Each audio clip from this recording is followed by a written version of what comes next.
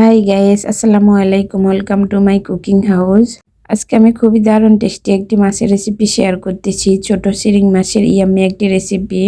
এইভাবে রান্না করলে ছোট চিংড়ি মাছ খেতে ভীষণ মজার হয়। ছোট মাছ সবাই রান্না করে, তবে এর টেস্টটা ঠিকঠাকভাবে হয় না। যদি আমার রেসিপি ফলো করেন, অবশ্যই আপনাদের ছোট মাছের টেস্টটা পুরোপুরি পাবেন।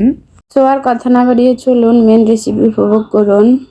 এই রেসিপি তৈরি করার জন্য আমি পাতিলের মধ্যে পরিমাণ মতো তেল দিয়েছি, তার মধ্যে 1 টিস্পুন লবণ দিয়ে দিচ্ছি।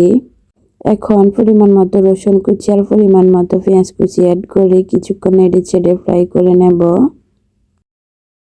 2 থেকে 3 মিনিটের মতো পেঁয়াজ রসুনগুলো ফ্রাই করে মশলা কষানোর জন্য সামান্য একটু পানি অ্যাড করে দিয়েছি।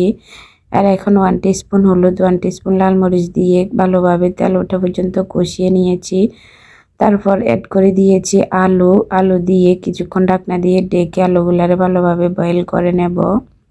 আলুগুলা ভালোভাবে কষানো হয়ে গেছে আর 50% মধ্যে সিদ্ধ হয়ে গেছে। এই পর্যায়ে আমি উপর থেকে দিয়ে দিচ্ছি চিংড়ি মাছ।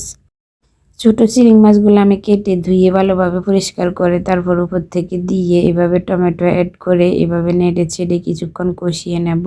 শুরুতে আমি কোনো পানি ইউজ করব না। এভাবে ঢাকনা দিয়ে ঢেকে 10 থেকে 12 মিনিটের মতো কুক করে নিলে মাছের ভিতরে যে পানি আছে পানিগুলো বেরিয়ে তারপর শুকিয়ে আসবে।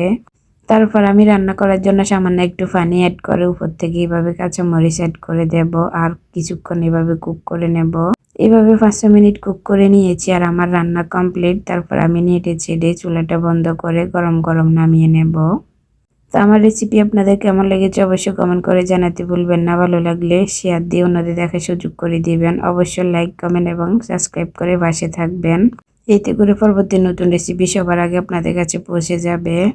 তো এনাফ টুডে গাইস, সবাই ভালো থাকবেন, সুস্থ থাকবেন। আল্লাহ হাফেজ।